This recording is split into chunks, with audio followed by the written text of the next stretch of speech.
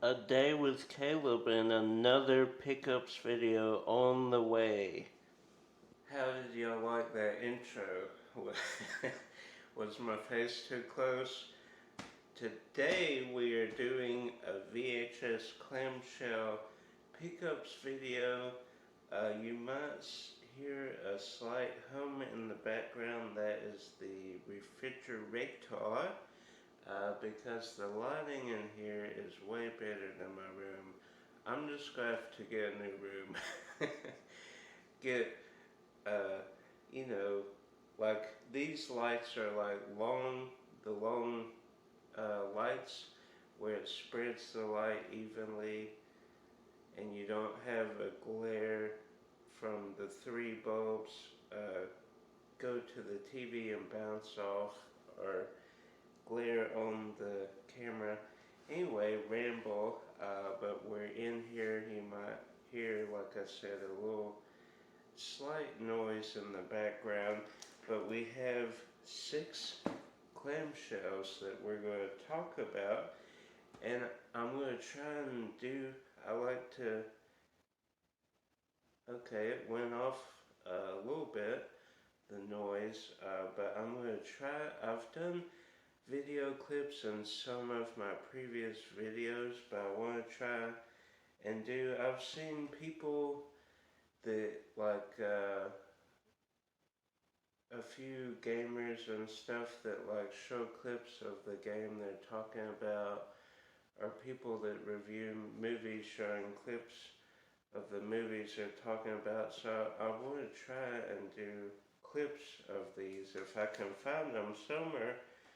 Not the most common films out there, but and these are, I think all of these were upgrades that Josh got, and I need me some clamshells because I have a few of those, like the big plastic like clamshell towers where you just slide these in.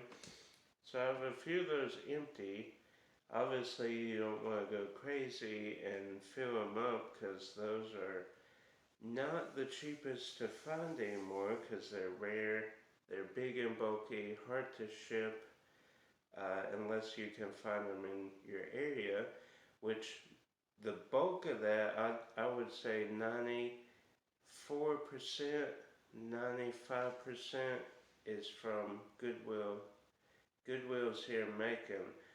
The big benefactor was one in Warner Robins that closed. They moved locations, but took away a lot of stuff. They would sell comics there. They would sell VHS towers.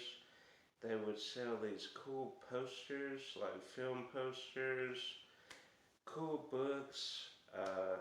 They would sell, which, as I'm maturing into a good collector, we don't really do this anymore, but they had VHS tapes without the case for like 10 cents, 15 cents, something crazy like that.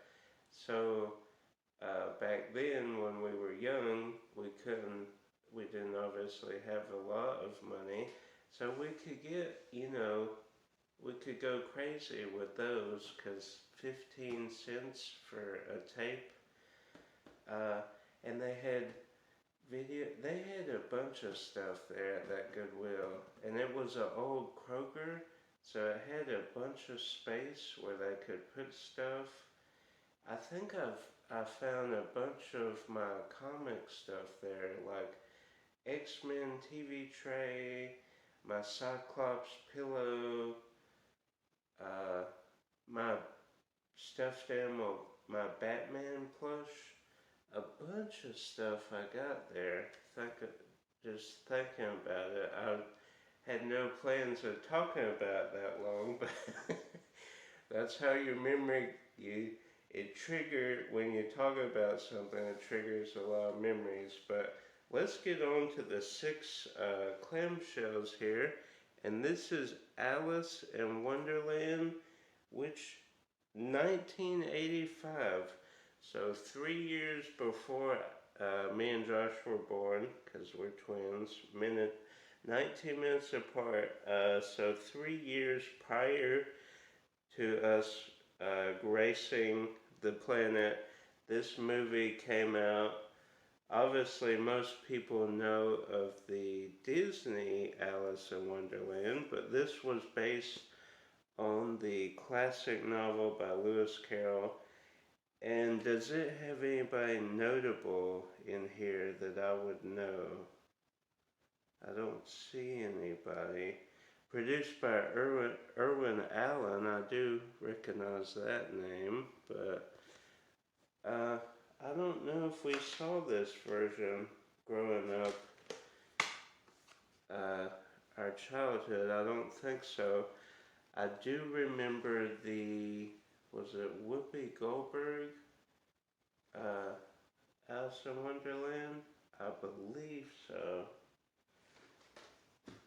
And I think that was Disney. Comment down below if I'm wrong, but I believe Whoopi was in Alice in Wonderland in the 90s, mid-90s.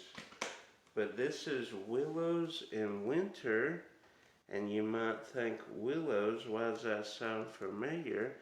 This says a sequel to Wind in the Willows, which is great. So this, I guess, kind of picks up from there. Oh, rightful heir to, okay. So, I guess it kind of picks up after Mr. Toad's Wild Ride. Rest in peace, in Orlando, that attraction was replaced by Winnie the Pooh. Still in Disneyland, but they just have the single track. Orlando boasted the double track with two different experiences, two different outcomes, which was great. Not that Winnie the Pooh is a fun ride, but it was just such a cool thing to have two different sides. You could go down, you could, you know, if you want to see like the weasel fight in the dining room, you could go to the left side. If you wanted like the car crash and all that side of the story, I believe they intersected or had some of the same scenes, but they were two different experiences, which was great. So hopefully we can find footage of these films. Pokemon Mewtwo Returns.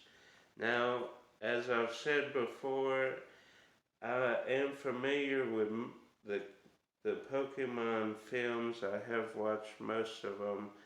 Growing up, though, we were more into Digimon.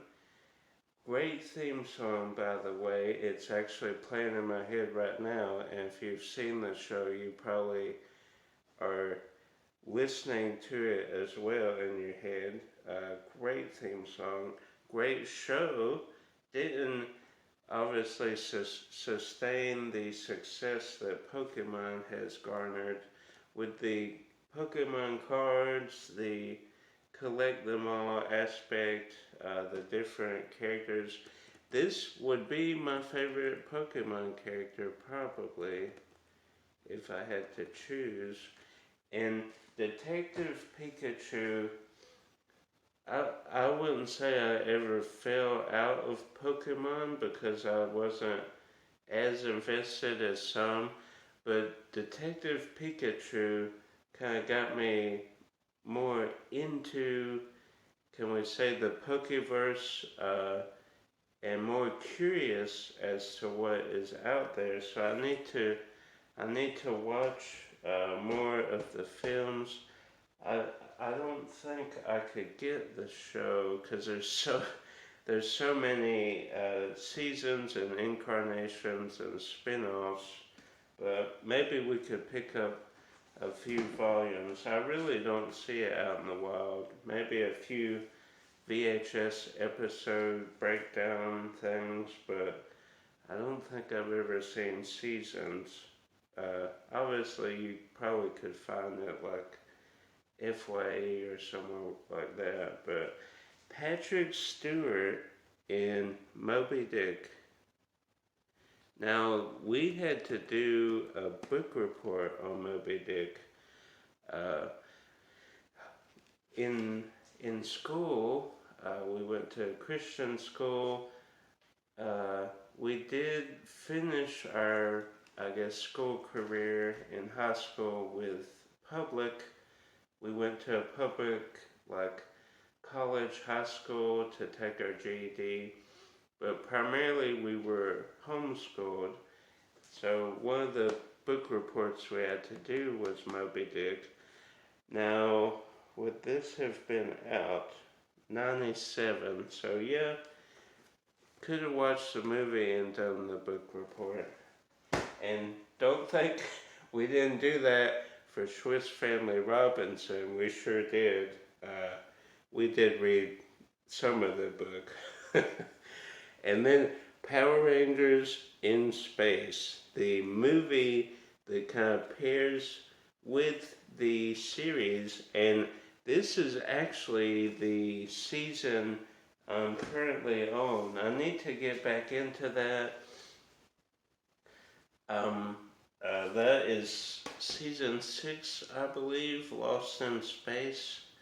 And I need to pick back up the series because I want to get to some of the ones I haven't seen yet. Like the one with the race cars and the samurai one. There's so many to do, but it comes to a place when there's so many seasons of a show that you kind of have to break it up a little. So I've been at Pandemic. If you've seen those videos, they've been out a while. But after Pandemic, I came back and just wanted some Walking Dead before the new season comes out. So I watched season 1 when it first came out, but then I didn't watch any of the other seasons. So I've been watching those seasons, and I'm going to watch the 2 World Beyond seasons just to get caught up before the last season of Walking Dead. And then last but not least, we have the Snow Queen, which says it's Hans Christian Andersen's magical fairy tale.